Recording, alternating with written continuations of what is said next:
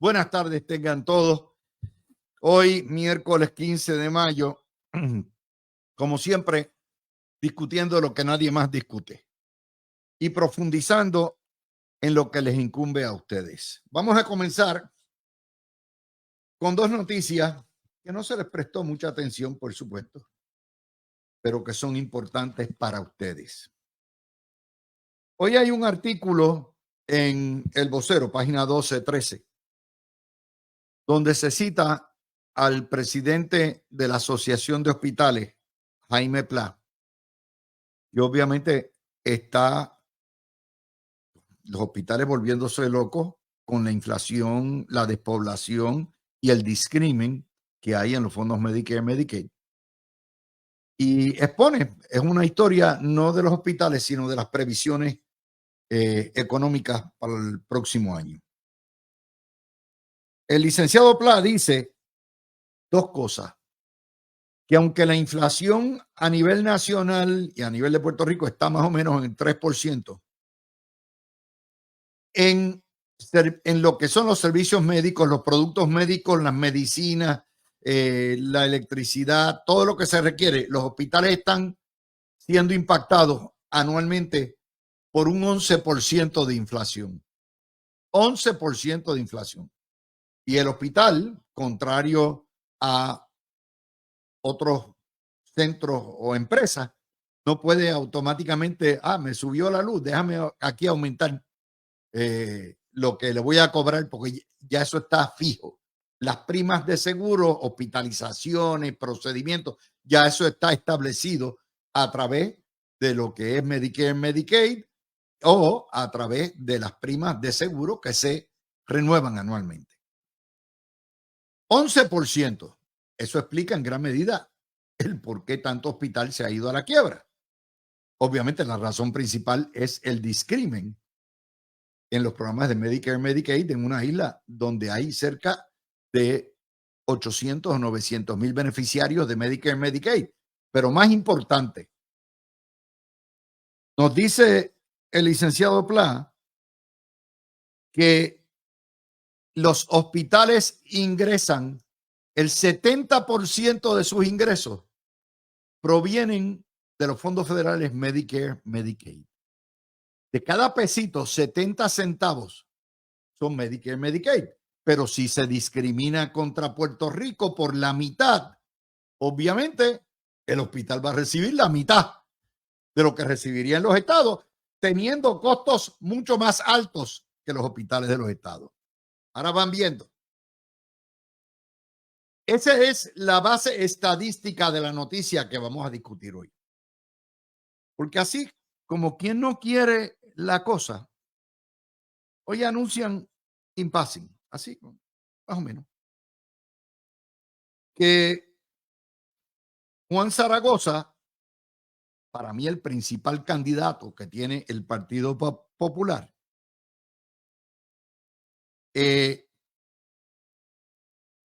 propone eliminar las aseguradoras del sistema de salud vital que atiende la mitad de nuestra población, un sistema de salud cuasi universal, sustituirlo con un pagador único que sería ACES, que asuma todo.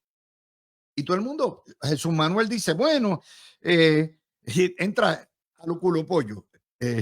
Eso, a lo culo y pollo, básicamente lo que dice es, caramba, hay que, básicamente, las aseguradoras causan muchos problemas y hay que sacarlos, básicamente, dice, no hay que sacarlos, sino es un problema serio, pero no hay que sacarlo, es lo que dice Jesús Manuel. Esa historia que está en la página 10 del Nuevo Día pasó con ficha. Y yo quisiera señalarles a ustedes lo que implica, sin pasar una valoración sobre qué sistema es más efectivo. Es decir, el sistema donde el gobierno, la nación, le provee a usted todos los servicios médicos hospitalarios y se encarga de pagarle a todo el mundo, o el sistema privatizado que impera en los Estados Unidos a través de las aseguradoras. Eso es un choque filosófico que hay. No son perfectos el sistema, pero ningún estado tiene, por cierto, un plan de salud universal para los pobres donde se cubre la mitad de la población. Vamos a empezar por ahí. Pero ese sistema, debido a que el 70% de los ingresos y casi 75% de los ingresos del plan vital son federales, por ley y reglamento federal, tiene que hacerse a través de las aseguradoras. Como aquí no hay prensa, ¿ok?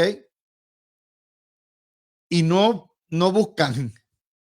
Hace varios años, creo que fue bajo Ricardo Rosselló o Alejandro, no me acuerdo, el gobierno de Puerto Rico le quitó, sacó aseguradora y le dio como único pagador, creo que fue a Triple S, no me acuerdo, y la aseguradora que sacaron fue MCS. Y el gobierno federal le dijo, no me puedes sacar las aseguradoras. Esas están ahí para velar mis habichuelas. Y no pueden haber contrato directo. No hay fondos si no hay contrato directo y competitividad. ¿Por qué? Porque la competitividad hace, ¿verdad?, lo que es concurso, que le bajen los costos a Medicare y Medicaid. Eso pasó, pero pasó con ficha. Porque la prensa les quiere vender a ustedes el sistema socialista nacionalizado. Y como están empujando el plan Arbona, todo lo que da, y el socialismo y todo lo que da, no les hace esta historia. ¿Ok?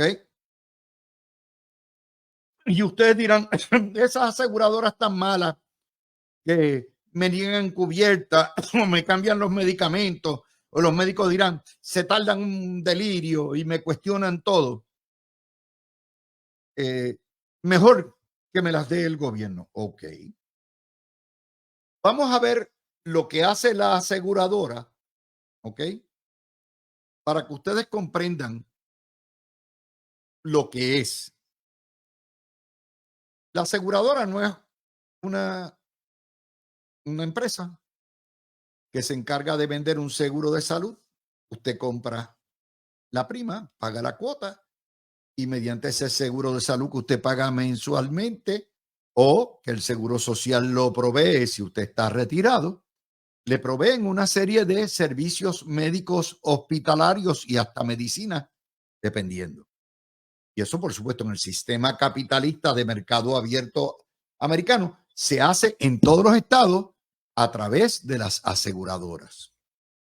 ¿Qué hace la aseguradora? Esto no se lo van a explicar. Usted tiene la tarjetita, que tiene la de MCS o la de Humana o la de Triple S, bien chévere, o la del Plan Vital. Bien, pero usted no sabe lo que hay detrás de esa tarjeta. ¿Qué hace esta gente que cobra 7% por administrar? ¿Qué hacen? Bueno, perdón, me ha dado la pituita con la alergia.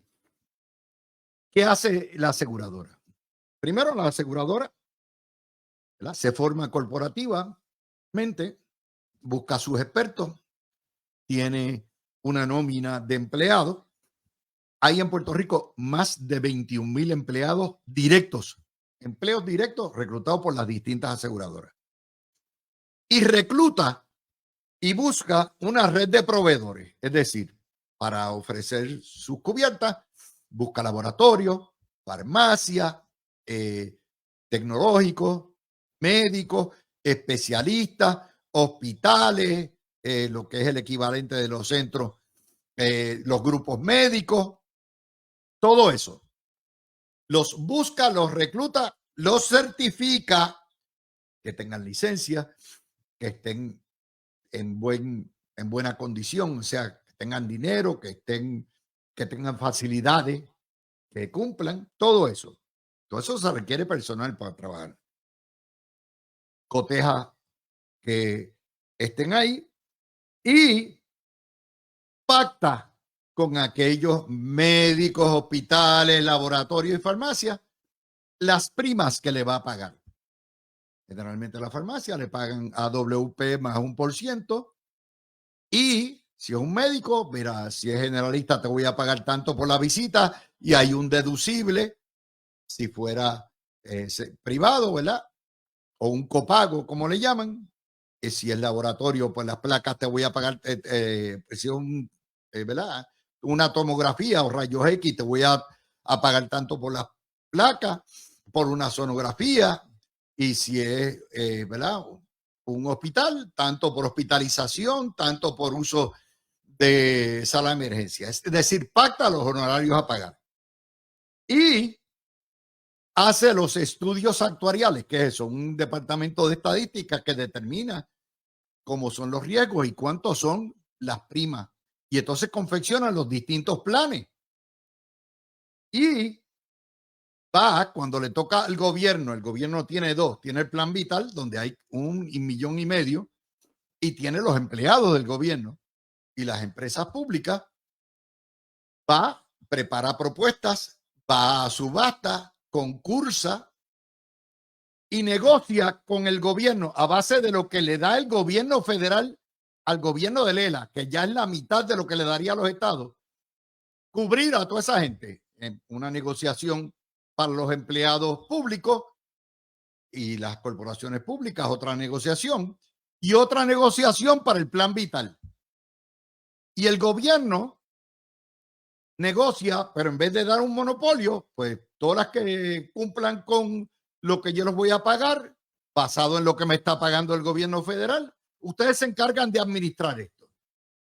Y a cambio del 7%, es decir, de cada dólar que se paga en servicio de salud, 7% lo cobra la aseguradora. Y concursan. Y usted, una vez hacen eso en el plan vital, si usted es pobre y cualifica, usted puede seleccionar el que le dé la gana. Si es mayor, puede coger Medicare, pelado más las cubiertas adicionales, o puede coger un plan Advantage, pero usted determina si escoge AMCS, si escoge a MMM, si escoge Humana, si escoge a IARP, si escoge a Triple S. Usted como consumidor, y el gobierno paga su tarjeta. Es la libre selección. Entonces, la aseguradora va y hace campañas, recluta y orienta a los pacientes. Administra el plan. ¿Qué quiere decir eso? Ahí es donde entra, que es custodio o fiscalizador de ¿quién? Del gobierno federal, de lo que se llama CMS, que es Medicare, Medicaid. Y Medicare, Medicaid, como en toda la nación, se dice, ¿sabes qué? Tú vas a ser mis ojos y oídos. Y tú vas, como yo estoy malito, el Medicare está bien malito y el Seguro Social, tú vas a velar mi bolsillo y tú vas a fiscalizar las reclamaciones. Tú vas a ver que no me inflen ni me hagan cosas innecesarias. Tú vas a controlar los costos, lo que se llama managed care, manejo, cuidado manejado, a nombre mío. Y ahí es donde vienen los conflictos. Que si el médico recetó una de marca y hay un genérico y empiezan a pelear. Que si esto no tiene cubierta ahora. Que si me mandaste estos laboratorios hace 2 meses y no tiene derecho a mandar laboratorio ahora, salvo con una. Ahí vienen los conflictos. ¿Por qué? Porque actúan como celador, como gatekeeper por el gobierno federal y por el gobierno de Puerto Rico. Porque dinero que tenga desembolsar de más el gobierno de Puerto Rico es dinero que no tiene para pagar. Y más importante aún, asumen el riesgo. Que por eso son aseguradoras. La aseguradora te vende a ti una cubierta, pero asume el riesgo. Y tú le pagas, qué sé yo, 300 pesos, 400 pesos por el plan al mes. Y ponle tú que gastaste 6,000 pesos o 4,000 pesos al año. Pero si te da un bioco y te tienen que hospitalizar 20 días y te gastaste 80,000 billetes y le facturaron los médicos, los especialistas, los laboratorios y el hospital, aunque te pagaron aunque tú pagaste 6,000 o 4,000 pesos, el riesgo, el balance lo asume la aseguradora. ¿Ok? Si es naturalmente, si es Medicare, pues Medicare te paga 80%. Y si es un plan Advantage, te pagan, pero los planes Advantage amarran un poco más. Y entonces cogen esas reclamaciones, le pasa la factura al médico, el laboratorio, la farmacia, y ellos pagan. Eso es lo que se llama, ¿verdad?, pagador, pero no es único pagador único. Es distinto, porque en este caso MCS paga, MMM paga, Humana paga, Triple S paga, y por ahí vamos. Y cobran de Hacienda, ¿verdad? No sé si mensualmente le da Hacienda, le paga por cabeza, por paciente y por reclamaciones. Lo hacen a veces tarde, otras veces menos, dependiendo de las reclamaciones y los conflictos que haya. Pagan una miseria. ¿Por qué? Porque el gobierno federal paga una miseria al gobierno de Puerto Rico, porque se discrimina con nosotros. El problema está en el coloniaje, en el discrimen que hay. Y, claro, no tienen uniones. Tienen sí uniones, pero no uniones públicas que están ahí todo el tiempo.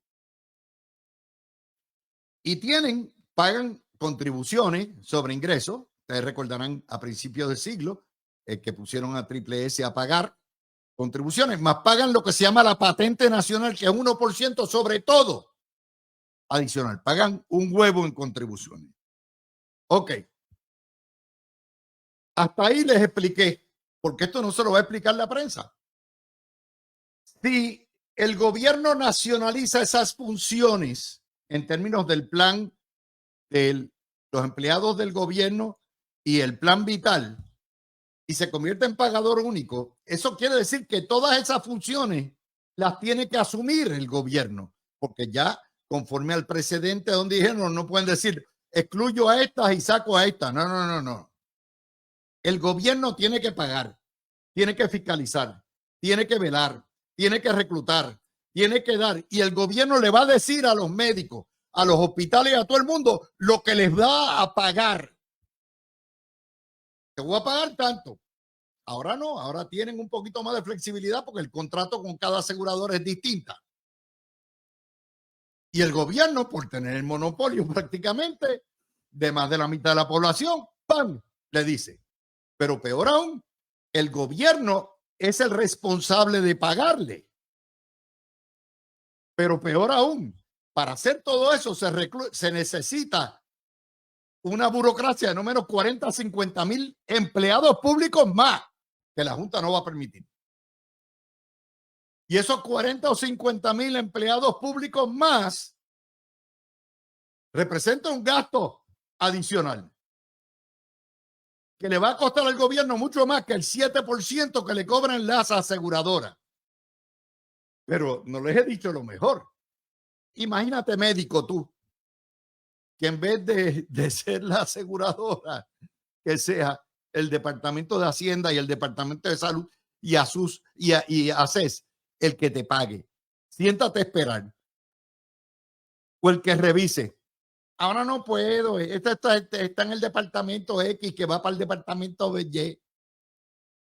Pero no les he dicho lo mejor. Una vez usted saca las aseguradoras, la prima de riesgo la asume el gobierno de Puerto Rico, que está quebrado. Usted y yo. Si hubo alguien que le dio un cáncer de esos que lo tiene en el hospital cada 3 meses y las hospitalizaciones son a todo lo que da, y el Centro Comprensivo de Cáncer gasta o factura, qué sé yo, $500,000 de billetes, quien paga y quien asume el riesgo, independientemente de lo que pague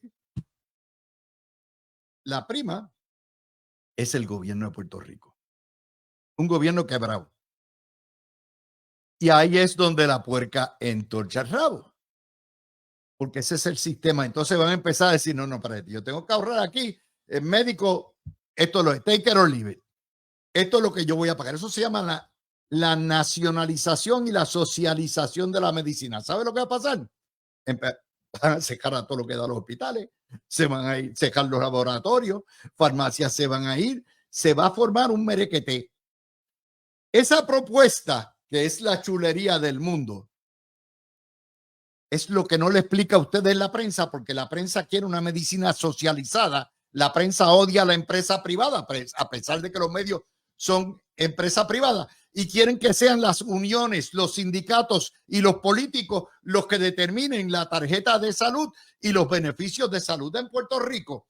Y como Zaragoza está en ese vacilón y está prometiendo villas y castillas, y él sabe que no puede cumplir con eso, que ya el gobierno federal le puso la tranquilla y que la Junta de Control Fiscal va a poner el grito en el cielo, todo el mundo, bien chulo, hay una tarjeta de salud para todo el mundo, qué nice, el gobierno se encarga. Volvemos a la época de los CDT quebrados y cerrados.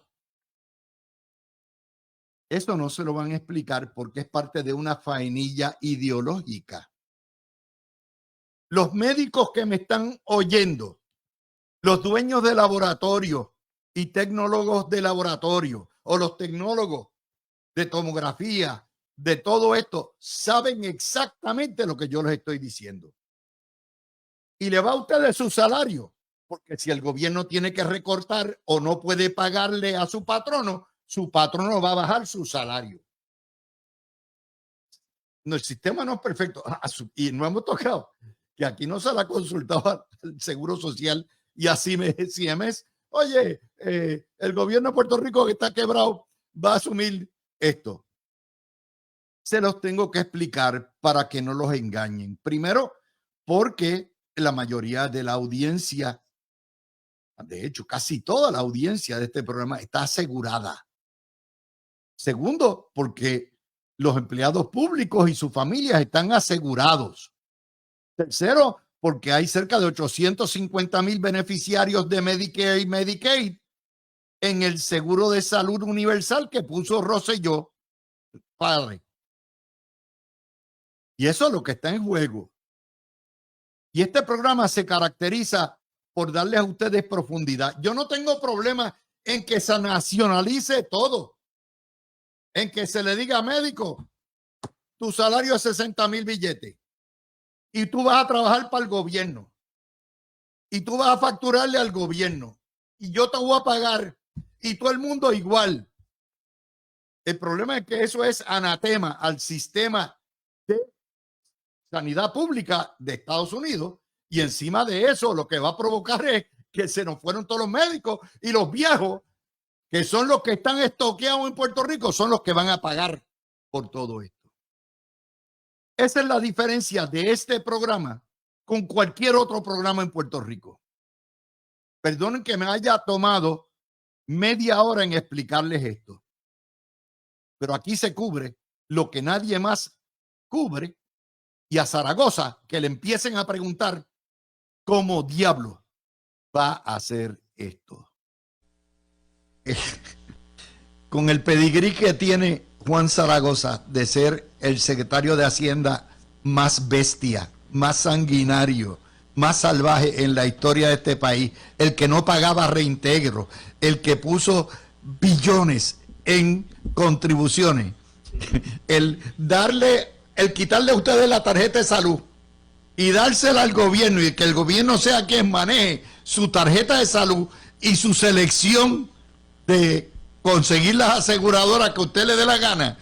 Imagínense usted lo que eso implica. Yo creo que eso amerita una discusión amplia, como amerita una discusión amplia también la propuesta hoy de el aspirante a representante por el Partido Popular, Calderón Cerame, que pide una investigación para detener la compra de gas licuado en Puerto Rico, porque ¿cómo es posible si para el 2050 tiene que ser fuentes renovables que estén trayendo gas natural? Que eso es un asalto, como es otra salvajada más que la señorita de la corrupción del Partido Comunista, Mariana Nogales, alegue que Luma, cada vez que va a cortar ramitas y a quitar árboles que están encima de las líneas que producen a su vez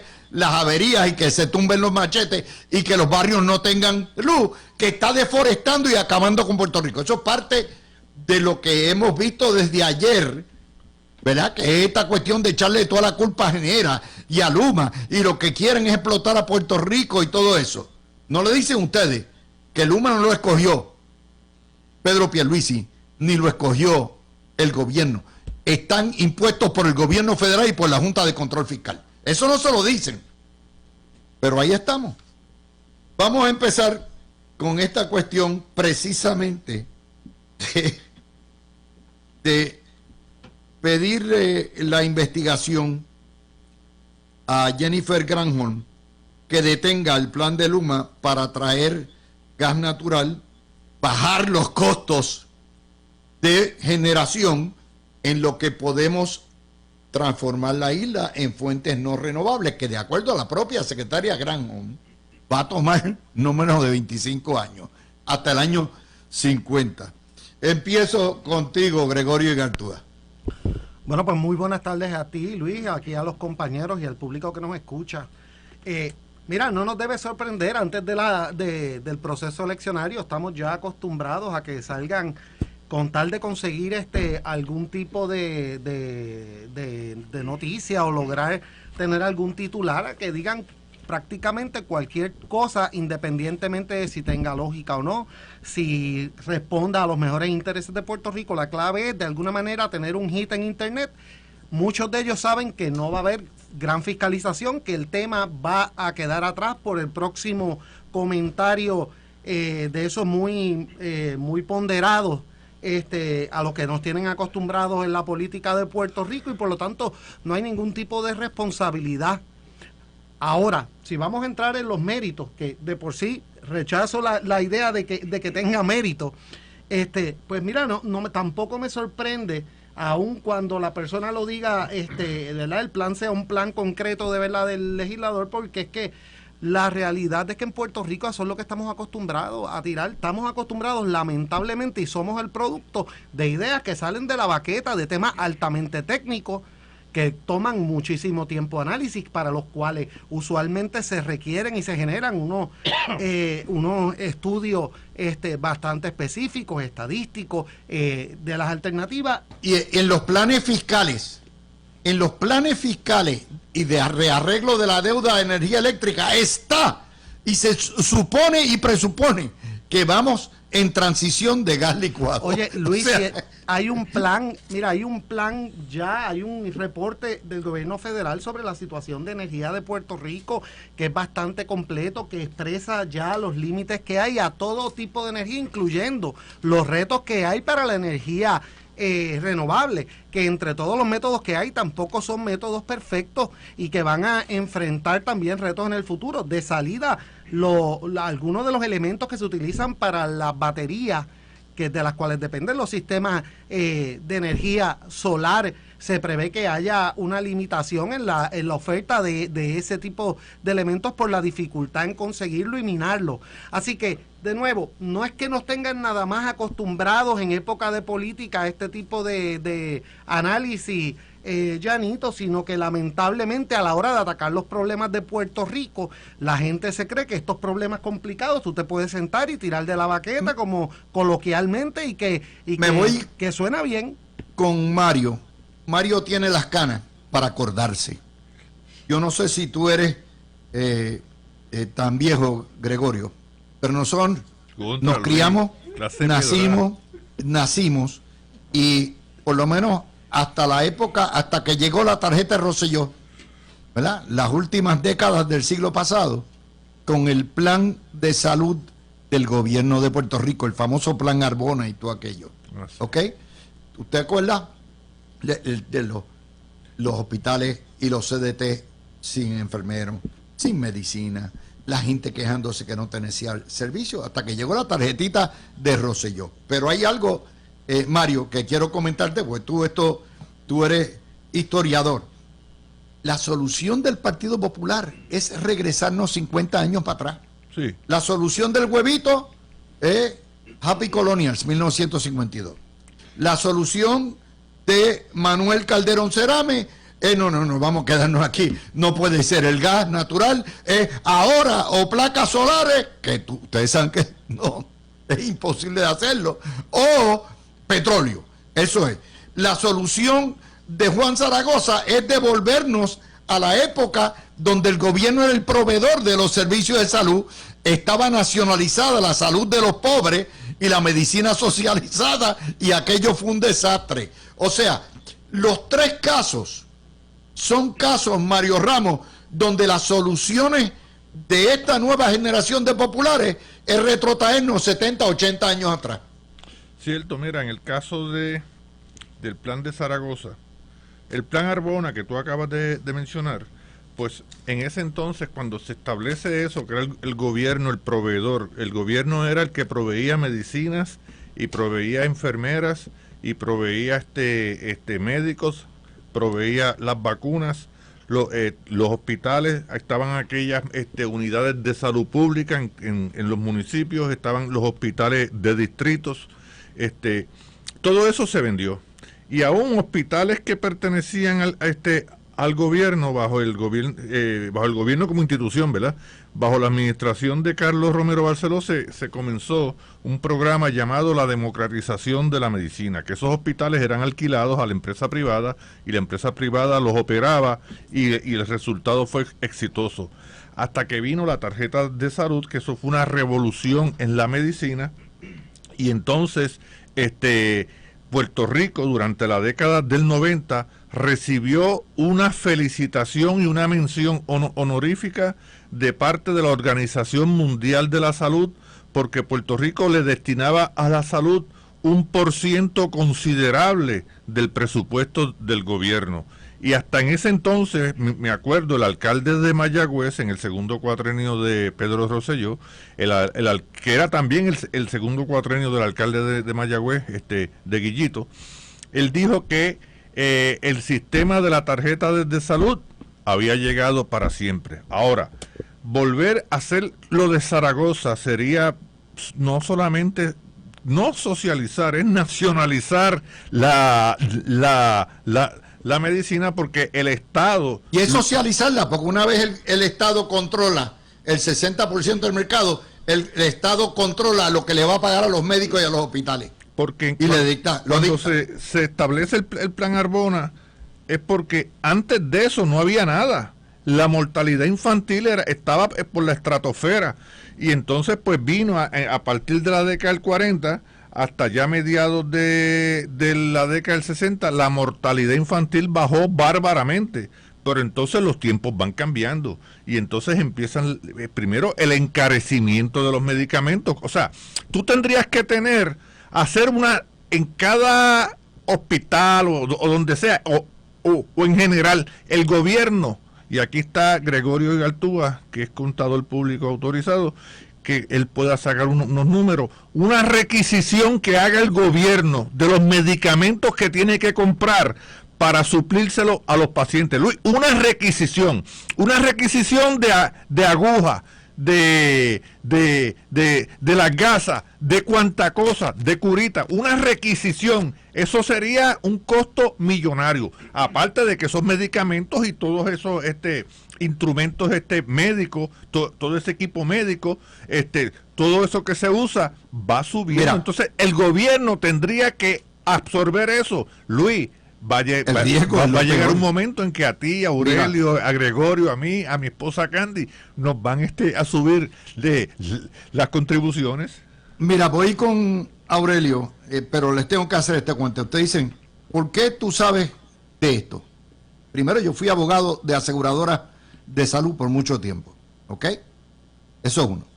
De manera que conozco el negocio adentro.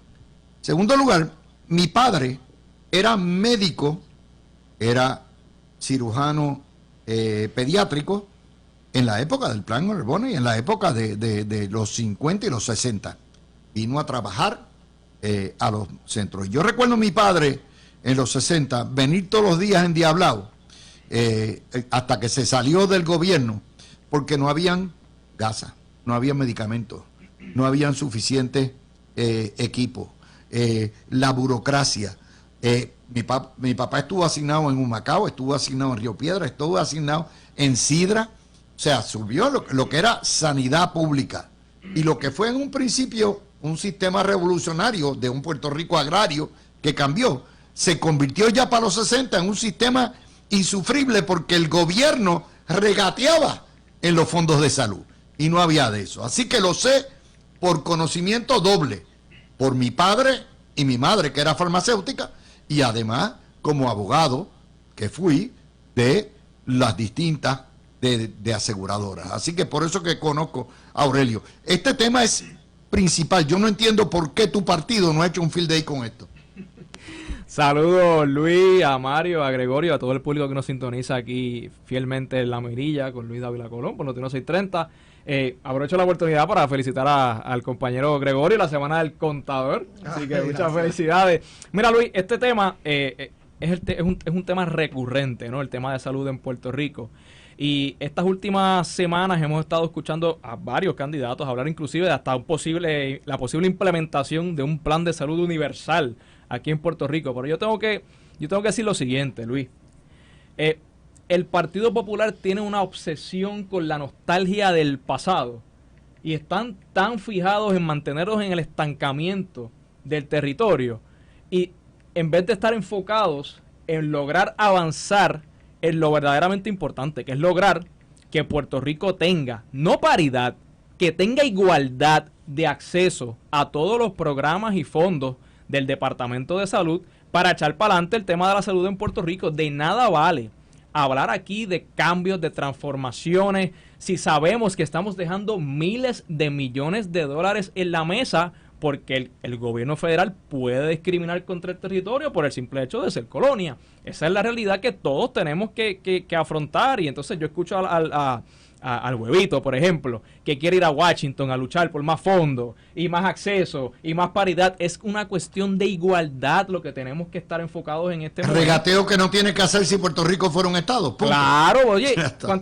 cada 2 años, cada 3 años estamos hablando aquí en Puerto Rico del famoso fiscal cliff de los fondos Medicare y Medicaid. ¿Hasta cuándo vamos a continuar con ese tema? Si fuésemos ya un estado en igualdad de derechos, deberes y responsabilidades, no tuviésemos esa situación aquí con el tema de salud en Puerto Rico y con muchos otros temas de los que hemos estado discutiendo aquí. Y quería mencionar rapidito, Luis, que te escuché hablando del nefasto pasado secretario de Hacienda, Juan Zaragoza, y en el día de hoy más de 130,000 contribuyentes recibieron el famoso incentivo reintegrable que aprobó la administración del gobernador Pedro Pierluisi, y yo le doy gracias a Dios que el Departamento de Hacienda no está en manos de Juan Zaragoza en un día como hoy, en un momento como este, definitivamente. No solo eso, hoy también se pagó, entregaron cheques en el Coliseo, cheques de $1,000 a estudiantes con promedio de 4.0.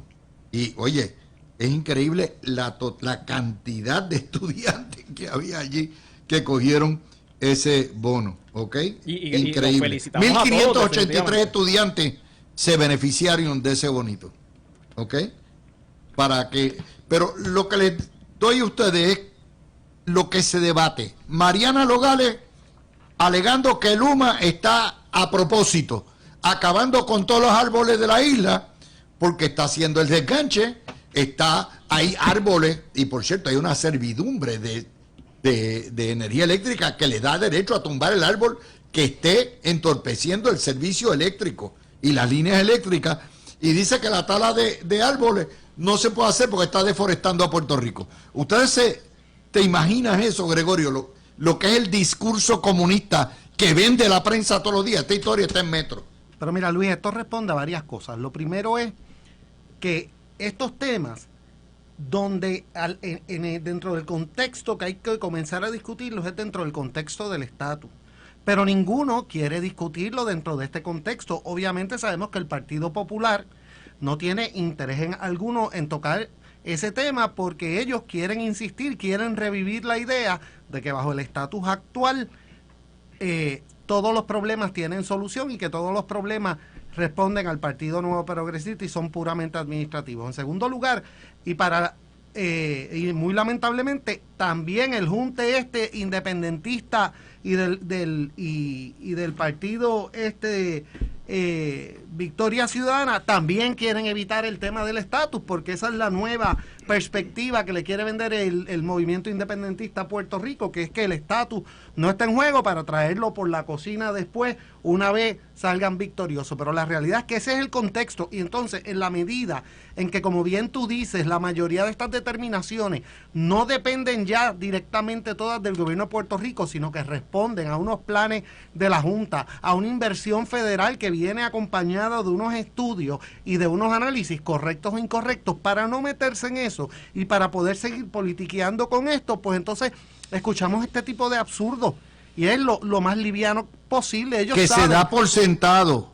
Mario, lo que tengo son 3 minutos más contigo y con Aurelio, pero se da por sentado. O sea, no hay quien cuestione y le diga, mire, usted la verdad es que mama Melchora. Si se cae el sistema, se cae el machete, porque los árboles tocan y van a cortar la ramita, usted se queja y espotrica contra Luma.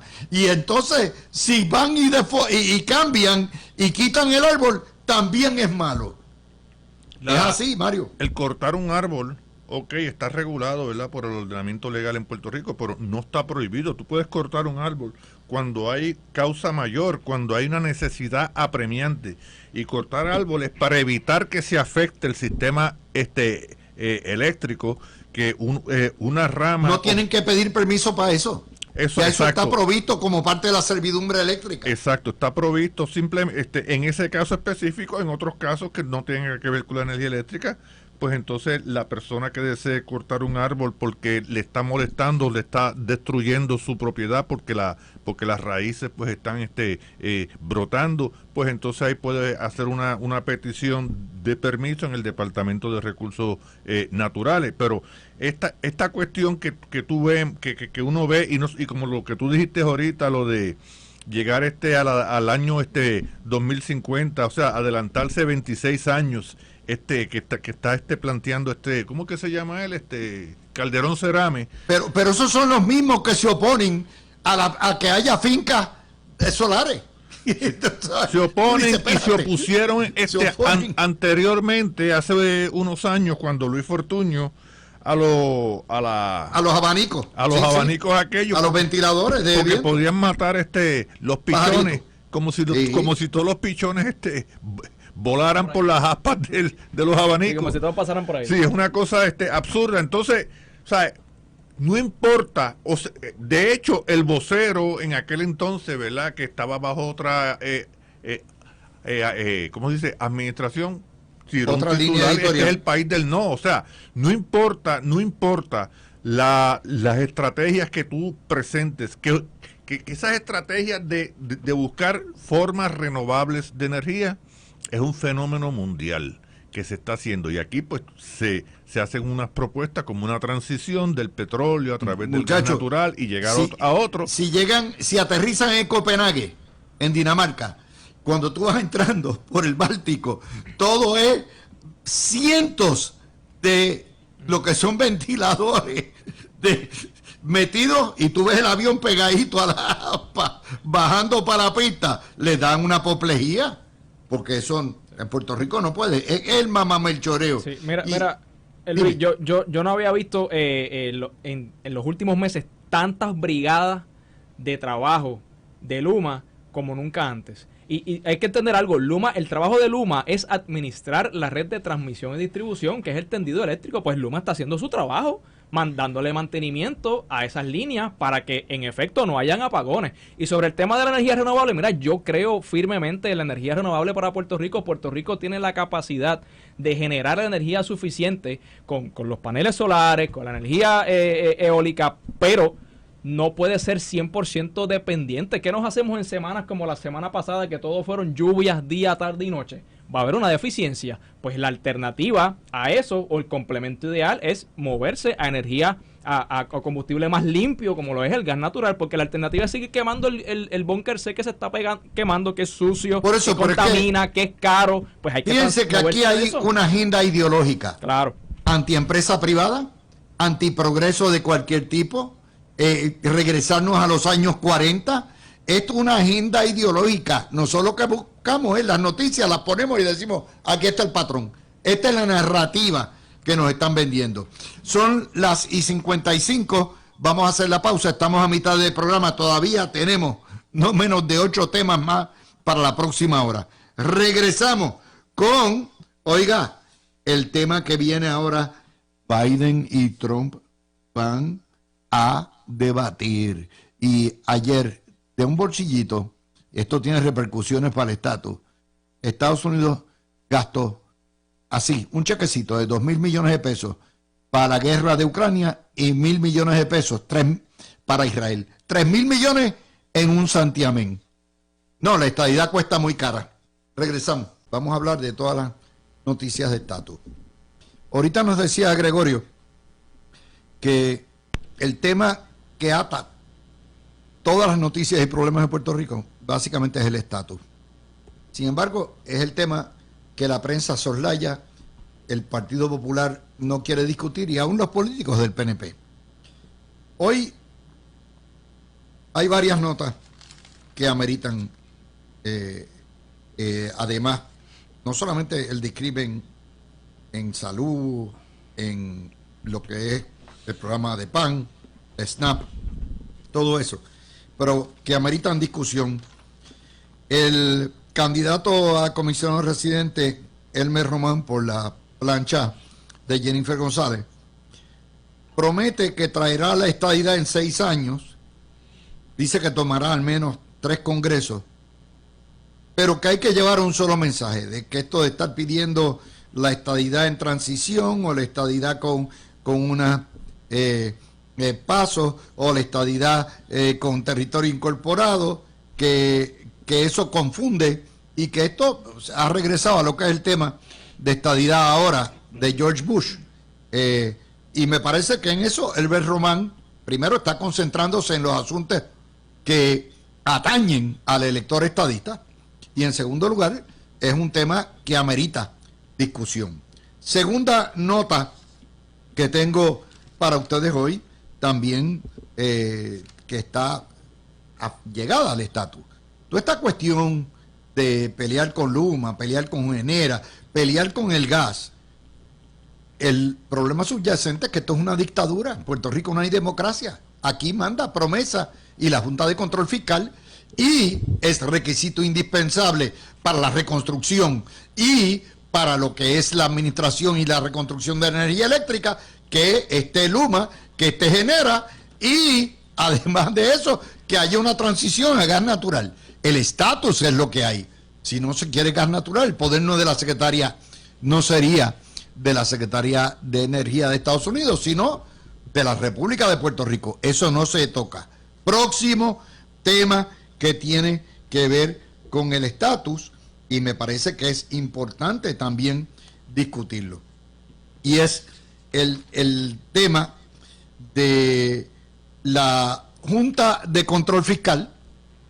Prohíbe también el aumento a los funcionarios de justicia, a los jueces, a los fiscales, a los procuradores de familia, a los registradores, a pesar de que hay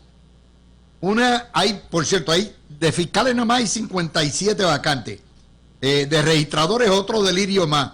Los jueces se nos están yendo. La legislatura le identifica de dónde van a sacar los 5 millones, que es el requisito que ellos ponen, y la dictadura dice que no.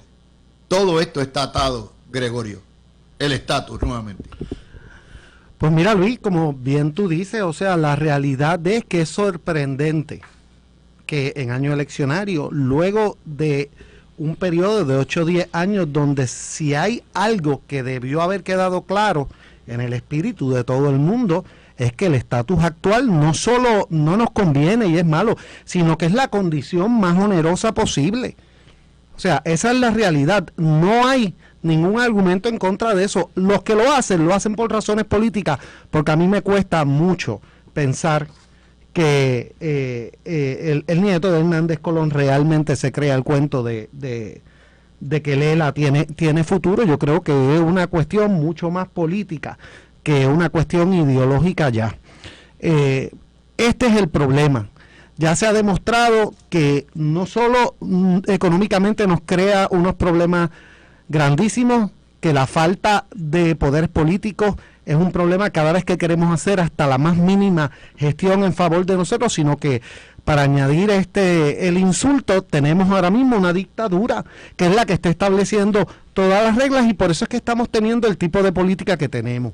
Así que yo nuevamente exhorto, y me alegra que Elmer Román haya decidido entrar y haya cogido este tema como su caballito de batalla, el tema de la estadidad, como debió haber sido desde el principio para todos los candidatos. Y los exhorto porque todavía hay tiempo de cara a las elecciones. El estatus es el issue.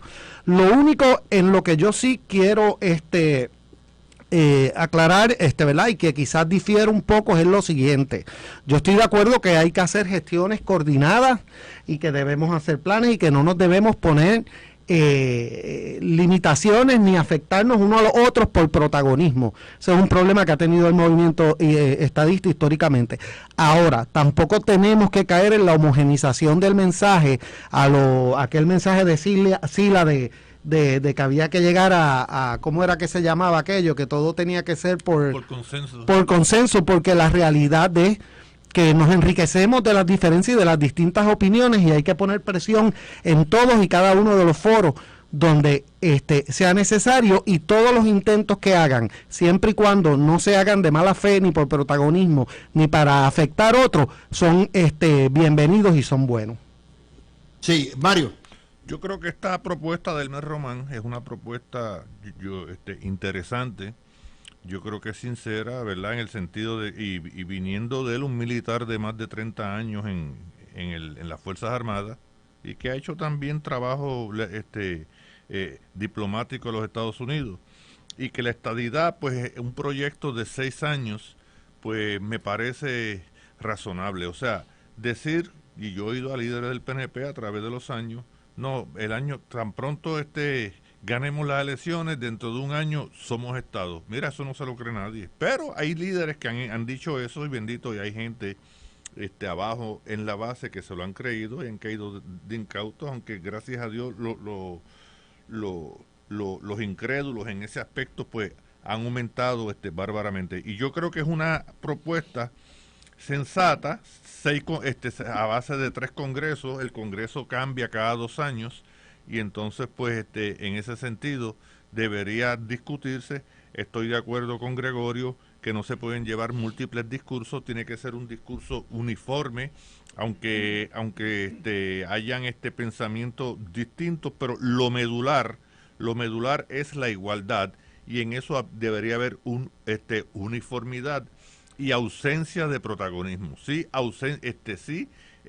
abundancia de liderato, abundancia de trabajo, pero ausencia de protagonismo, porque aquí el único protagonista es la igualdad política, y el único enemigo, ¿verdad?, de la actual forma de vida que tenemos en Puerto Rico, pues la desigualdad. O sea, aquí es dramática la desigualdad cuando tú no puedes votar por la persona que establece política pública en la nación, que es el presidente de los Estados Unidos.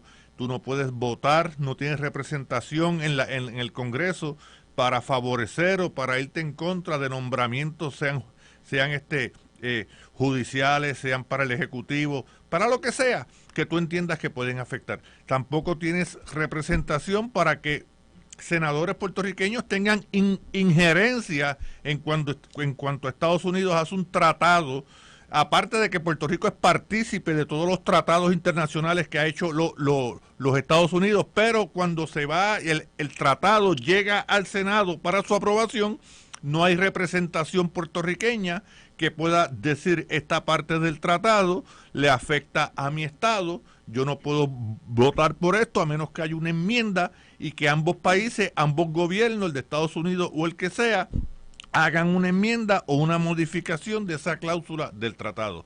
Esa yo creo que es la realidad, y si logramos eso, jamás y nunca tendríamos una junta de supervisión fiscal. Prácticamente su medio ecológico es la prohibición y no la permisología. Bueno, Aurelio, todo está atado. Me parece a mí que es una... O sea, yo creo que hay que discutir el estatus. No se está discutiendo el estatus, pero el estatus es el tema subyacente a todas las noticias que son y es ignorado en la discusión no plebiscitaria, primarista. Definitivamente, y todos los radioescuchas que sintonizan La Mirilla todos los días saben que el excelente grupo de panelistas que pasa por aquí siempre, y no importa el tema, llegamos siempre a la médula del asunto, que es el estatus político de Puerto Rico. Así que eso está en todo lo que toca y en todo lo que afecta a la vida de los puertorriqueños y puertorriqueñas. Ahora, quiero hablar, Luis, sobre la propuesta del capitán Elmer Román.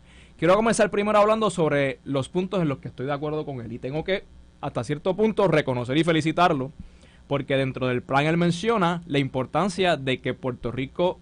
de que los partidos políticos en Puerto Rico transicionen hacia los partidos republicanos y demócratas. Y eso yo estoy de acuerdo. Y tenemos que estar conscientes como estadistas y progresistas que somos, que si queremos ser Estado, el PNP va a desaparecer, el Partido Popular va a desaparecer, el PIB va a desaparecer y se tienen que instaurar aquí los partidos demócratas y republicanos. Hasta ahí estoy de acuerdo le tengo que reconocer porque es un tema que no muchos líderes de mi partido mencionan y dialogan y creo que es importante tener eso presente. Ahora bien, en lo que difiero con el capitán, difiero y es un discurso que estoy escuchando de la campaña de la comisionada y lo tengo que tomar con pinzas porque los veo bien enfocados en que se celebre un plebiscito de estatus en Puerto Rico con aval del Departamento de Justicia Federal. ¿De dónde viene esa idea? Viene de que durante la administración del presidente Barack Obama se aprobó la ley 113-76 que el Congreso le asigna $2 millones al Departamento de Justicia Federal para que se lleve a cabo un plebiscito en Puerto Rico con definiciones aprobadas por el Departamento de Justicia Federal. Ustedes recordarán que bajo la administración de Ricardo Rosselló se intentó en el 2017 llevar a cabo ese plebiscito bajo esa ley. ¿Por qué estoy en estos momentos encontrado con esa posición? Porque ya el Congreso de los Estados Unidos hizo una expresión a favor de las 3 opciones que está dispuesto a concederle a Puerto Rico. Se aprobó tan reciente como el año pasado esa expresión y quitarle la bola al Congreso y pasársela al Departamento de Justicia Federal cuando ya el Congreso se expresó no me parece la mejor estrategia en estos momentos históricos que estamos viviendo. Lo otro que menciona, ¿vale? En términos sí, de la transición, y lo mencioné en el programa pasado, y ahí tengo que diferir con el profesor, ya el Congreso se expresó y aprobó un proyecto que dice que una vez la estadidad gane en Puerto Rico, la transición es de 1 año. Y hoy tenemos un proyecto en el Senado que tiene 26 coauspiciadores con ese mismo lenguaje. Pues yo no puedo hablar de 6 años si ya el Congreso se expresó hablando de 1. Así que ahí estoy encontrado con el capitán. Bueno, yo como les digo, este tema va a seguir. Es increíble que nadie siga esto. Pues yo no puedo creer cómo Willy no coge y dice, si tú tienes razón, vamos a ponernos de acuerdo sobre un plan común que podamos llevar, gane quien gane. Vamos a hablar un lenguaje común. Ahí está en lo que es el proyecto de la comisionada residente, que todo el mundo en Puerto Rico apoya. Ahí está el proyecto del Senado. Yo no puedo creer que un tema tan importante como este, hoy no hay una sola reacción de parte de los que se llaman líderes estadistas en Puerto Rico, Mario. De hecho, Luis, y perdóname rapidito, quiero corregir, son 27 senadores demócratas que hoy están coauspiciando el proyecto de estatus. Hoy se unió la senadora del estado de Nevada, Jackie Rosen, como coauspiciadora. 27 senadores demócratas, 0 republicanos. Ok. Sí, Luis, una teoría que yo pudiera esbozar sobre por qué pasan estas cosas es que el PNP lleva años sin un líder fuerte, un solo líder fuerte, ¿verdad? Un líder indiscutible fuerte. Entonces llevamos ya varios años, más de una década, donde por lo general, si no hay 2 líderes fuertes, hay 3 líderes fuertes. Ahora mismo hay 3 líderes fuertes en el PNP, que es el gobernador Pedro Pierluisi, Tomás Rivera Chat y Jennifer González. Y entonces, pues como los 3 tienen fuerza, pues hacen unas propuestas que a veces para caer en la distinción, o sea, de distinguirse uno de los otros y tener un papel protagónico mayor que el otro, pues entonces se dan estas propuestas que cuando tú las juntas no hay uniformidad desde el punto de vista institucional en el discurso que se elabora o a elaborarse. Y entonces, pues cada cual es como una especie de ente autónomo, porque el papel protagónico, ¿verdad? El afán del protagonismo, ¿verdad? Y de prevalecer en su liderato, pues pesa mucho. Y por eso vemos estas cosas. Cuando estaba Pedro Rosselló, cuando estaba Carlos Romero Barceló, estas cosas no las veíamos. Pero sucedió con Luis Fortuño, aun cuando Luis Fortuño sacó más de 1 millón de votos y ganó con el 52% de los votos, porque estaba Tomás Rivera Chat en el Senado con un liderato fuerte, y la misma Jennifer estaba de presidenta de la Cámara, y por otro lado estaba el alcalde de San Juan, Jorge Santini.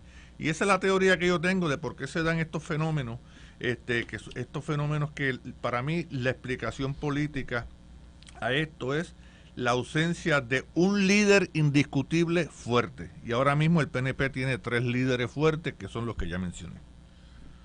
Bueno, a eso te trae a ti, Gregorio. Es un tema heavy, o sea, todo el mundo le huye como el diablo le huye a la cruz. Gregorio. Mira, lo que pasa es que, dada la naturaleza del proceso electoral y el hecho de que las ventajas en las últimas elecciones han sido tan pequeñas, ¿verdad? Y ha habido una merma de votos en los partidos principales, pues la realidad es que la teoría esta de que yo gano trayendo gente de otros partidos, de la cual yo difiero, yo creo que la forma de ganar en primera instancia es con la base de uno, y la base estadista está deseosa de que este tema se discuta a profundidad, incluso mucho más que lo que yo creo que los políticos estiman en este momento. La realidad es que la tendencia ha sido a tratar de hacer una campaña que toque tangencialmente el estatus, y lo toque básicamente cuando sea necesario de llevar a la gente a votar.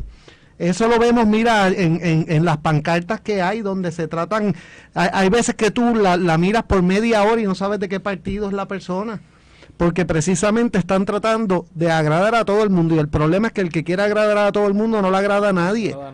Y ese es el problema que está teniendo incluso el movimiento estadista. Lamentablemente, sobre todo a nivel regional, a nivel municipal, hay muchos alcaldes que creen que la única forma de prevalecer es con gente de otros partidos, y no están dispuestos a participar del proceso del estatus. En la medida que el alcalde no quiera tocar el asunto del estatus, entonces tenemos que muchos de los legisladores que dependen de los alcaldes para salir electos no quieran tocar el asunto del estatus.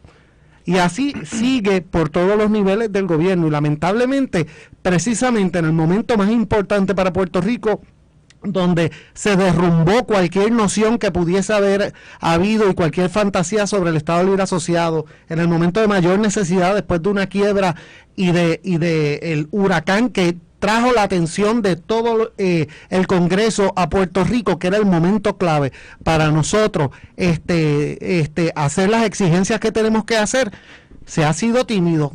Y es precisamente por eso se está pensando en una política de una melcocha heterogénea, donde nadie debe asumir posiciones, porque cualquier posición que asumas lo que vas a costarte votos, lo cual diferimos nosotros, claro está, y yo creo que la evidencia demuestra que eso es erróneo, pero muchas veces esa es lo que le están presentando a los candidatos, los que los están asesorando. Sí, Luis, y yo quiero añadirle a eso que menciona Gregorio, porque Gregorio habla de evidencia. Yo quiero traerlo y recordarlo a la memoria de nuestros radioescuchas. En el plebiscito del 2017, que convocó la administración de Ricardo Rosselló y que todos los partidos boicotearon, los estadistas llevaron 500,000 de votos a ese plebiscito. Y en el plebiscito del 2020, la estadidad sacó más votos que ningún candidato político, que ningún partido político. Puerto Rico está deseoso de dar ese paso hacia la estadidad, hacia la igualdad plena, a que se hagan valer sus derechos como ciudadanos americanos, a que se den esas transiciones. Y el PNP como partido tiene que continuar llevando ese mensaje. Y si quieren un ejemplo adicional y reciente de cómo la falta de poder político nos afecta, vamos al tema del SNAP.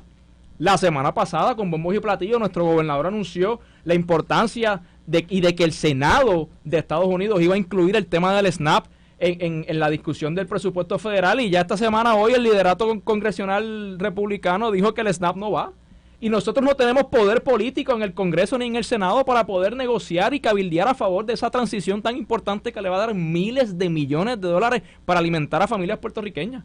Ese es el tema y esa es la importancia de que se discuta esto. Fíjense que todo, como les digo, está atado. De hecho, hoy el secretario de Estado, Tony Blinken, apareció en Ucrania tocando en una banda de rock y llevándole parte de los 50,000 millones de dólares adicionales para la guerra, un chequecito de 2,000 millones de pesos. Y paró después en Israel con un chequecito de 1,000 millones de pesos. O sea, en un solo día, en espacio de 24 horas, la Cancillería de los Estados Unidos desembolsó por vía y por mandato del Congreso 3,000 millones de dólares para guerra en países extranjeros. Esto es un tema para aquellos que dicen que la estadidad es incosteable y que le cuesta mucho a los Estados Unidos. ¿Ok? No se discute eso, Gregorio ni Mario. ¿Vas tú, Gregorio? No, vas tú. Ok, gracias. Mira, Luis, eso es bueno que lo traigas. De hecho, hay un libro que se lo recomiendo a todos que se titula The Israel Lobby and U.S. Foreign Policy. Y entonces plantea, ¿verdad? El grupo cabildero más poderoso de la nación son los judíos.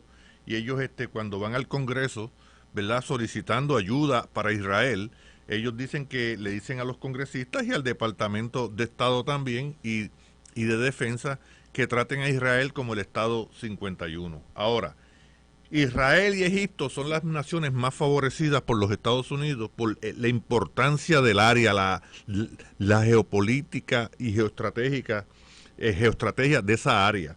Israel promedio de los contribuyentes americanos recibe anualmente entre 3.5 y 4 billones.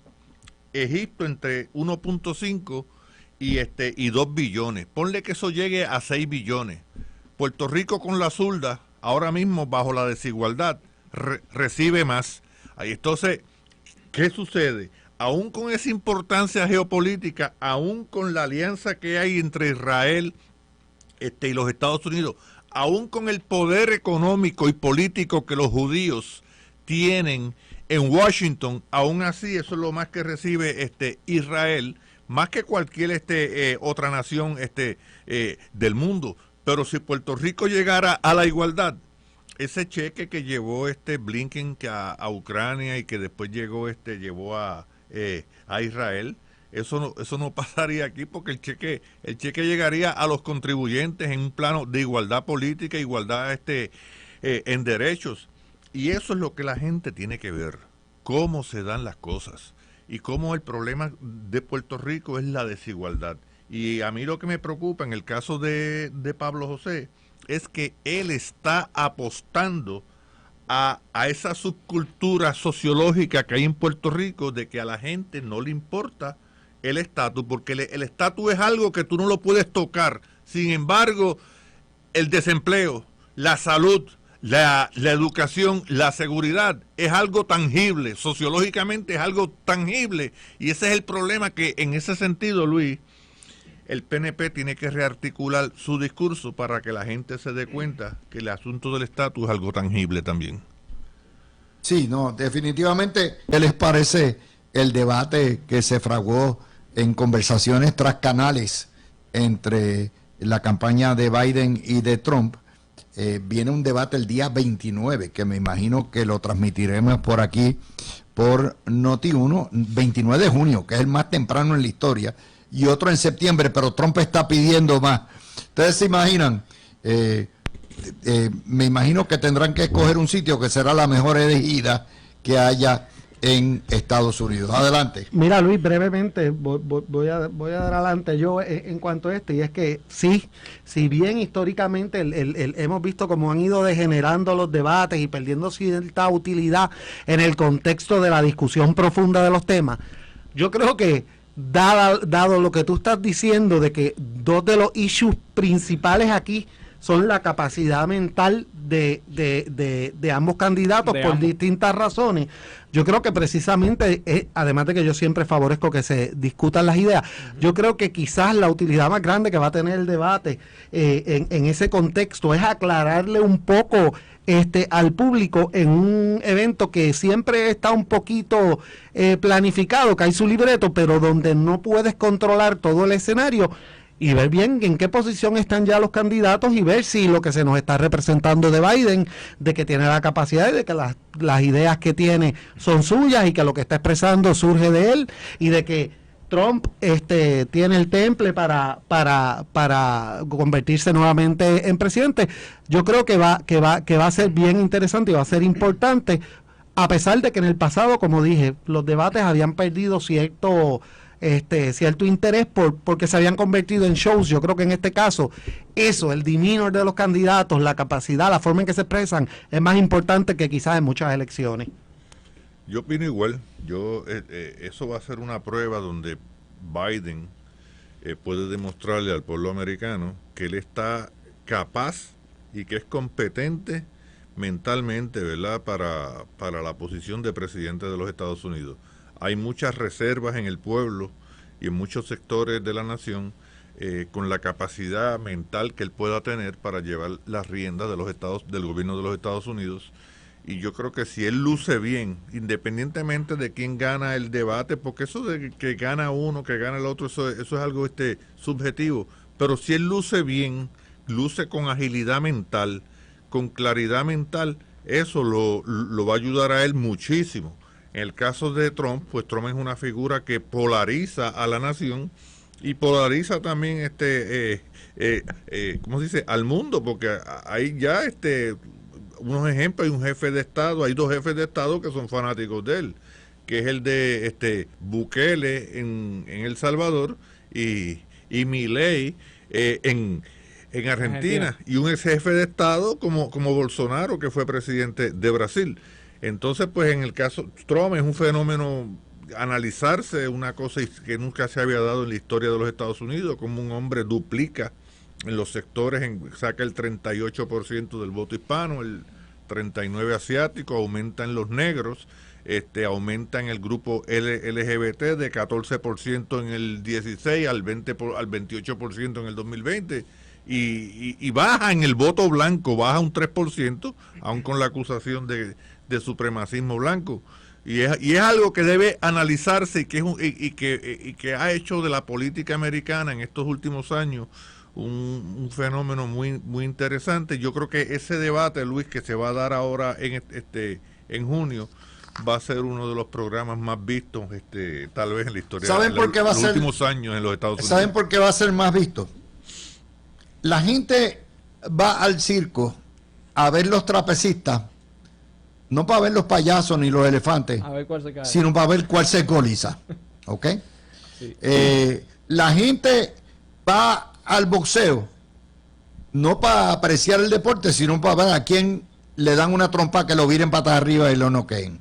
Esto va a ser igual, excepto que todo el mundo, dada el deterioro mental de ambos, el deterioro cognitivo de antes, va a haber una medición no de lo que ofrecen, sino los disparates y los despistes que haga cada cual para probar que los dos son totalmente incompetentes y no están totalmente incapacitados para ostentar el cargo de presidente de los Estados Unidos. Eso es lo que va a pasar. Yo voy a ver la medición nada más. Ya de hecho, ustedes saben, Biden se trepa en una tribuna y empieza a decir muchos disparates y se equivoca. Y Trump está igual. Trump es un non sequitur. Empieza a hablar una cosa, habla de otra, confunde. Así que yo creo que esto va a ser, que de hecho es una tragedia, es el signo de los tiempos de locura que vivimos. Es lo que yo creo que va a pasar. Sí, yo creo, Luis, ¿verdad? Al igual que tú, que es un debate esperado por muchos, aunque también hay mucha gente que no puede creer que esta revancha se esté dando de nuevo por todas las razones que se han expuesto aquí en el panel. Yo sí creo que sí que es importante el poder marcar ese contraste entre ambos candidatos. La gente habla mucho, ¿verdad?, de la capacidad de ambos, del juego de pies, de cuán rápido pueden reaccionar a las diferentes preguntas o dinámicas en las cuales se encuentren y cuando choquen en el debate. Yo pienso también que en esta era de la información y con todos estos asuntos de la inteligencia artificial que están cada vez más rampantes en el mundo de la política y las campañas políticas, pues hay mucha exageración también en ambos lados. O sea, yo he visto videos creados y fabricados de Donald Trump y he visto videos creados y fabricados de Joe Biden, ¿verdad? De ambas campañas, ¿verdad? Fabricando videos para hacerle daño a uno al otro. Así que creo que al final, obviamente, hay que ir al récord y el presidente Joe Biden, ¿verdad? Y aquí estoy hablando, obviamente, como el Resident Democrat, pues obviamente el presidente tiene su récord, ¿no? Tiene la aprobación del American Rescue Plan, el bill de infraestructura y todas las diferentes trabajos que se han hecho. Mario y yo somos monarquistas, así que deja esa. Y en el caso, ¿verdad? En el caso de Trump, pues, estos últimos 2 años quizá, y en mi opinión, la apuesta era el tener un Congreso republicano que pudiesen adelantar ciertos elementos y ciertos proyectos favorables y que son que le llaman la atención, ¿verdad? A los conservadores republicanos en la nación, pero hemos visto, ¿verdad?, cómo se ha comportado este último Congreso republicano. Han pasado ya por 2 presidentes de la Cámara que casi sacan también al que está ahora. O sea, que no ha habido esa cohesión, y yo creo que si se marcan esos contrastes en ese debate de una presidencia de Joe Biden con un Congreso demócrata donde se aprobaron un montón de proyectos de infraestructura para la nación versus un Congreso republicano que no ha podido ni siquiera ponerse de acuerdo entre su propio liderato, pues la gente podrá marcar ese contraste y lo veremos en ese debate. Les Yo tengo no me lo voy a perder. otra nota que me parece importante para nuestros problemas. La Cámara aprobó un proyecto a viva voz, quiere decir que no tiene mucha oposición, para permitir flexibilizar lo que es el proceso de expropiación de edificios ruinosos y estorbos públicos. Ustedes saben, este tema lleva 40 años. Tú lo estás viendo, Gregorio, en el pueblo de Aguadilla, donde vive tu papá y de donde tú eres. Lo estamos viendo aquí continuamente en lo que es Santurce, la avenida Fernández Junco, edificios abandonados. De hecho, hay cerca de 400,000 edificios abandonados en Puerto Rico, muchos de ellos de sucesiones que no se han liquidado desde tiempo antaño. Entonces, el procedimiento de expropiación y de declarar ruina y un estorbo público, un edificio es tal que prácticamente los alcaldes, que entonces contratan oficiales examinadores, que lo que hacen es proteger el derecho del propietario, ahí es que está el problema. Y esos 400,000 estructuras se pueden utilizar para vivienda accesible y no se hace. Yo no sé si ustedes han tenido que ver con esta situación, pero realmente vayan al pueblo de Guaynabo, vayan a Cagua, vayan a Sidra. Ustedes van a ver un montón de esas propiedades abandonadas completamente. Yo creo que ese es el monumento, la burocracia que hay en Puerto Rico. Yo lamentablemente en determinado momento de mi carrera profesional he tenido que trabajar directamente con eso, y les digo la verdad, la forma en que estaba el esquema jurídico organizado con gran resistencia a cualquier tipo de enmienda era prácticamente imposible. O sea, era con los requisitos más arcaicos, los procesos no tenían fin, y el problema que hay es reconociendo siempre primero el interés que tenemos en salvaguardar el derecho a la propiedad privada que tenemos todos. Pero el problema que hay es que con este derecho a la propiedad también vienen unas responsabilidades y la gente se olvida de eso. Y lamentablemente la mayoría, sobre todo de nuestros cascos urbanos, están llenos de propiedades que no solo es que están feas o están en ruina y están sin uso, la realidad es que constituyen genuinamente un problema de seguridad y para la salud. Fíjense que, por ejemplo, en el sur, uno de los problemas grandes que hubo cuando vinieron los terremotos y todo este tipo de cosas, fueron los riesgos que causaron todas estas propiedades, que muchas de ellas el gobierno tuvo que hacer una inversión sustancial en resolverlo. Eso es una de las áreas, Mario, en que más ha fracasado Miguel Romero. No sé si es porque la ley no le da los instrumentos, pero nada más, no hablemos de Río Piedra, que es Beirut, ¿no? Río Piedra es como está la zona de Gaza ahora. Si tú vas por la Fernández Junco, o vas inclusive por la Ponce de León, te vas un poquitito más allá, donde han preparado la cuestión de la ciudad y todo eso, tú vas a ver edificios que se están cayendo en pedazos. Tú dices, ¿cómo es posible que los alcaldes no le metan mano a esto? Bueno, pues ahí está. Esto es una legislación que yo espero. Ahora, eso requiere valentía política de parte del alcalde. ¿Ah? Es que, fíjate, yo creo que Miguel la tiene, lo que pasa es que Miguel no tiene las herramientas. Yo no diría que ha fracasado, yo diría que es que él no tiene las herramientas legales. Bueno, hay que limpiar la ciudad. Sí, y se empieza por ahí. Y habilitar vivienda. Sí, hay una proliferación de adefesios increíbles. Y digo, no es para coger a Miguel Romero. Estos son todos los alcaldes. Tienen el mismo problema. La ley es una burocracia. Lo primero que hay que hacer, Luis, es identificar al titular de la propiedad. Luego que tú identificas al titular, entonces ese es el primer paso del proceso. Y el proceso pues un poco tedioso, ¿verdad? Después entonces el edificio es un adefesio, pero a lo mejor no necesariamente es un estorbo público. Es un adefesio desde el punto de vista estético, pero no es un estorbo público porque no atenta contra la salud de la comunidad donde están. No, tendría que haber hospitalillo. Enclavada esa propiedad. Pero caerse pedazos, eso sí. Pero con una legislación así, que el trámite sea expedito después que se identifique al titular, y si el titular no aparece ni por los centros espiritistas, ni la propiedad aparece en el registro de la propiedad, pues entonces podría ser hasta más rápido. Yo te voy a explicar cómo pasa en Florida. Es un procedimiento sumario. Y le dicen al dueño, mire, esto no cumple con los reglamentos de sanidad, se está cayendo todo esto. Usted tiene tantos meses para arreglarlo, renovarlo, traerlo dentro de lo que son los códigos o venderlo. Si no lo hace, expropiado. Este es el valor y te dan una tasación de precio de pescado abombado, porque obviamente no vale nada.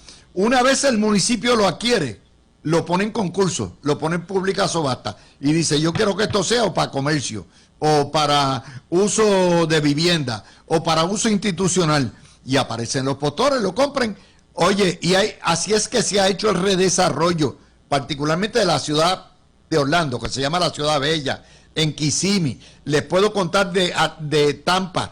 Ha sido así, con acción efectiva de los alcaldes, metiéndole mano a lo que es los edificios ruinosos. Luis, si usted no puede mantener un edificio, usted lo pierde, se acabó. Mira, Luis, brevemente, porque es que esto, lo que pasa con este problema, además de que el esquema jurídico es horrible, pasa lo mismo que pasa en Puerto Rico con las evaluaciones de los empleados en el servicio público, que es que nunca se hacen, y cuando llega el momento donde hay que tomar la acción disciplinaria, no hay un expediente que justifique tomar la acción. Y el problema aquí es que dejamos que tengan la grama a 15 pies de alto y no hay normas de cuáles son los procesos. No se imponen multas. Y entonces el día que entonces tú quieres ejecutar la propiedad, que ya la situación está de una manera que es intolerable, no has hecho el proceso, no hay las bases sentadas y la realidad es que el proceso burocrático de Puerto Rico, que tú muy bien lo conoces, pues entonces derrota cualquier posibilidad de atender esto con premura. Y es lo mismo, se repite, por eso te dije que para mí esto es el monumento a la burocracia de Puerto Rico, ineficiente, donde aquí no se hace nada y cuando el problema está ya a un nivel intolerable, pues entonces no hay las herramientas para uno resolverlo. Esto había que hacerlo. Es una buena pieza legislativa que ha aprobado la Cámara de Representantes. Espero que el Senado haga lo propio, pero una cosa es legislar. Puerto Rico tiene más de 60,000 leyes y reglamentos. Y otra cosa es que haya la voluntad política para limpiar las ciudades. Sí, no, y fíjate, Luis, yo quería mencionar sobre este tema que obviamente yo creo que todos sabemos y reconocemos que Puerto Rico tiene en estos momentos un problema de vivienda asequible, que los costos de la vivienda, ¿verdad?, están skyrocketing. Y hay muchas personas que quisieran poder comprar su primera propiedad para poder hacer sus familias y no pueden por los altos costos. Y mucha gente, y sabemos que es una agenda ideológica y política, le achaca este problema a los Airbnb. No son los Airbnb los problemas, son todas estas decenas de miles de viviendas que están abandonadas, que pudiesen estar en el mercado. Y eso, si se habilitan para estar en el mercado, van a bajar los costos. Esto es una cuestión básica de oferta y demanda y obviamente pues trabajar, si el gobierno a través de esta pieza legislativa logra también acceso a estas estructuras para hacer viviendas de bajo costo para las personas vulnerables, ¿verdad?, y las personas de escasos recursos, pues también alivia dramáticamente ese problema y esa presión que hay de real estate en Puerto Rico. También Oye, le tengo- Luis, dime. esta medida, no sé quién es el autor. pero- Fourquet. ¿Quién? Fourquet de Ponce. Ok, pues hay que felicitarlo porque esta medida no sería, si se usan estas propiedades, ¿verdad? Que mayormente están en los cascos urbanos para vivienda, tendría un doble propósito, un doble efecto. Sería una medida de justicia social para darle vivienda a personas que la necesitan. Correcto. Y segundo, tendría el efecto de repoblar los cascos urbanos. Claro. Y fíjate una cosa, no es que se use el mismo edificio o la estructura. Si está ruinosa, está ruinosa. Es que tú le das bola, la demueles y construyes vivienda. Y nosotros nos estamos quejando del desparramiento urbano. Pues vamos para arriba. Para arriba. Vamos para arriba. Santurce, que necesita mucho más edificios. La infraestructura está ahí. Lo que pasa es que tenemos estructura del siglo XIX y temprano del siglo XX. Y vendrán entonces los patrimonios, los llamados a las boicots por el patrimonio cultural. Entonces exactamente. Pero Luis, No me te voy a toques. decir algo, ese repoblamiento de los cascos urbanos que crearía este proyecto con esas estructuras, eso también crearía en esos cascos urbanos algo que está ausente en muchos cascos urbanos en Puerto Rico, que es actividad económica, que es muy importante. Seguro. Y por eso les digo, el modelo tiene que ser, no es que se legisle, se necesita la legislación, es que haya la voluntad. Y el alcalde venga y dice, mira, tú este bloque, aquí de 10 propiedades, hay 8 que están ruinosos, métele mano a todo. Sí, Y bregamos. seguro. Ya estamos. Bueno, mi gente, gracias a Gregorio, a Mario y a Aurelio. Gracias, Hoy Luis.